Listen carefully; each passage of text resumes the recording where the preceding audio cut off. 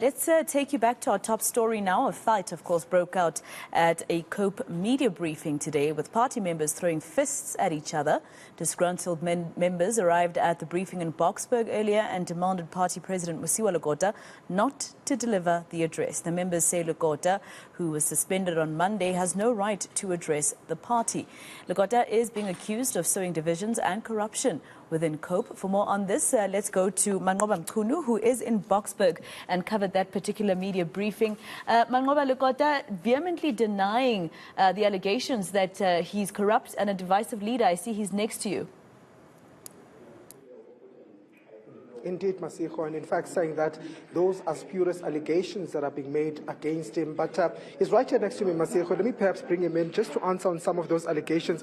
Babu Rahlaga, what an unfortunate scene that happened here earlier on. How do you feel about what happened? Are you ashamed of what happened? Of course I'm ashamed. In fact, I must say that I'm upset that these people, I don't really know who are these people. They just ran in here and disrupted. I mean, you're witness to that. They just disrupted everything. They didn't even say anything sensible to any one of us. But what do you make of this? Surely this shows just how divided the party is. No, it's not how divided the party is. There are people that, when I was ill, they started to spread stories that I'm so sick that I'm going to die anytime and so on. My doctors have never said anything like that. And I don't know where they get the story from. But now when I recovered and so on, it looks like it was not welcome that I recovered.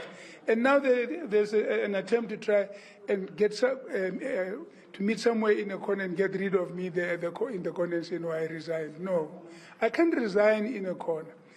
I said, let's have a meeting. I call a meeting. I called a meeting, I asked them to go to, let's go to Bloemfontein, we have a meeting, a venue that we have met at, and then we can decide. First of all, we had to elect the General Secretary. We still didn't have the General Secretary. And we needed also to elect a Deputy General Secretary. But they are saying that they're not accepting that meeting and the elections or those appointments that were made at that particular meeting. In fact, they're even accusing you of sowing divisions within the party. What's your reaction to that? No, sir, but if they don't want those people, why didn't they come to the meeting and elect the people they want? Please. And if they want me to resign, they want me to resign on the street. 3 people want me to resign on the street. I don't do that. I call a meeting, they are all there, and then they say, no, resign, Mr. Rahlaga. I resign, then it's on record. Then, if they want to elect other people, they must elect them. It's all on record and so on. So if they don't want a meeting of that nature, what kind of meeting do they want? What do they want? Then after that meeting has run its course and it's produced now members who can serve and who are serving now in this position, no, we don't want them. What do you want? You want this thing that they came to do here and disrupt this meeting and try to beat up people? No, I can't work like that. Of course, they have suspended you. You have in turn suspended them. So who should we really believe? Who should it be? No, your chronology is not right. At the meeting that I had invited them to, which they refused to go, at that meeting, we elected the secretary and acting secretary, interim, and a deputy secretary. We elected that. That was the first thing that happened. After that meeting had happened, now they said they were inviting me to another meeting, their meeting. I said, no, I can't now. When I call a meeting, you don't want to come. Now you want to call me to what you call is a meeting. So there's going to be, I'll be attending meeting after meeting. It doesn't make sense. So I'm not going to go to any meeting now because I invited you to a meeting. But they issued a statement on Monday saying that they have suspended you as the leader. No, they had already been suspended in that meeting that I had called. Please. That's why I say that your chronology is not right. We were first in Bloemfontein, and that's when we elected these people, and that's when the suspensions were moved, not by me, they were moved by members who were in that meeting. That was done. So now, the dates now were given to you just now here, the dates when the suspensions happened, when those letters were issued and so on. Really, I can't say more than that.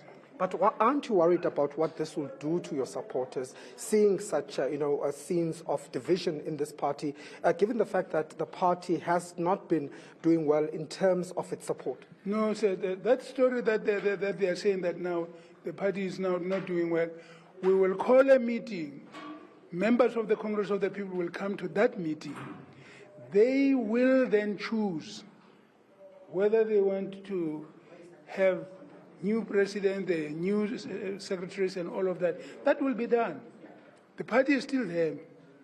And are you, as a leader, of course, there have been calls for you to step down, there's been pressure for you to step down. Are you willing to step down, or are you willing to still continue with being the leader of COPE? Look, I have already said Section 7.3 of our Constitution says that because I have served 2 terms, at the end of this term, I should be released. The party is free to elect somebody else, unless it changes the Constitution, and I don't think that is going to change the Constitution. And what are you going to do to unite the party?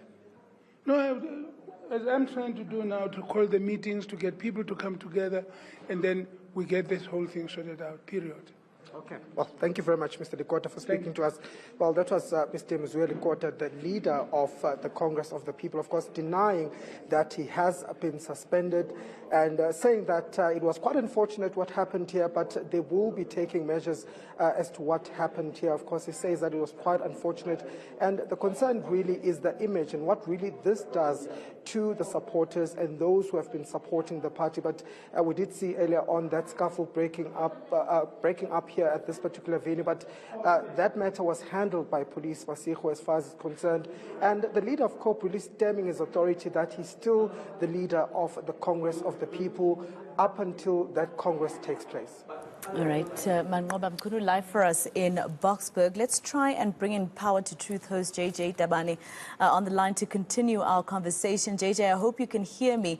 It's quite funny how even during the last, during the last time that the leadership of COPE was a contestation between Mbazi Mashiloa and Musiwa Likota, that you find him here again. It seems like Likota is always the common denominator in these types of issues that affect COPE.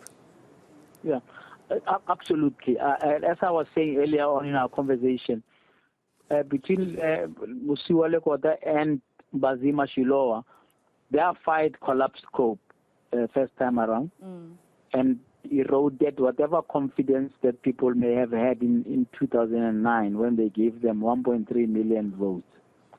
Likota, however, has been a ringleader, if one can put it that way, in that he's difficult to work with, and so even people who would have joined did not join, were deterred from joining because of his style, his what can call a very corrosive style. For example, Patricia de Lille wanted to reverse what at that point was called the ID into COPE, and the deadlock was just to think about how is he going to work. Is she going to work with somebody like Tera Likota? So he's been a consistent, if you like, source of conflict without, I say that without any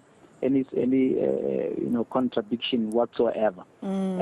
But at the end of the day, people don't care about those fights. People wanted an alternative.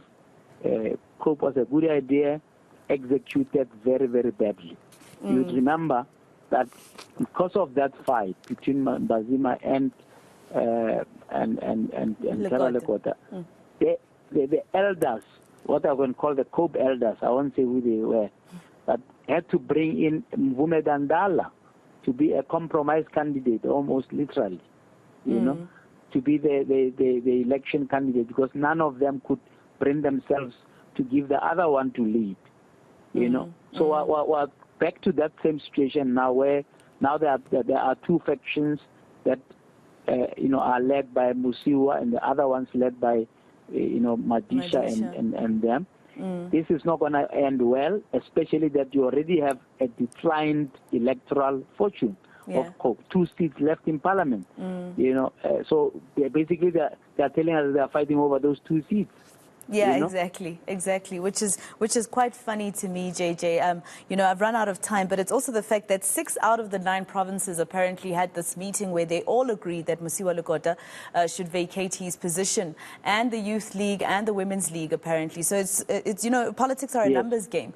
So it's quite interesting that he says to Mangoba that unless COPE changes its constitution, he will step down. So it seems like he believes that if the party does change its constitution, he'll still stay on as a leader. Thank you very much for speaking to us, right, Dr. JJ Tabane, the host of Power to Truth here on eNCA. Let's take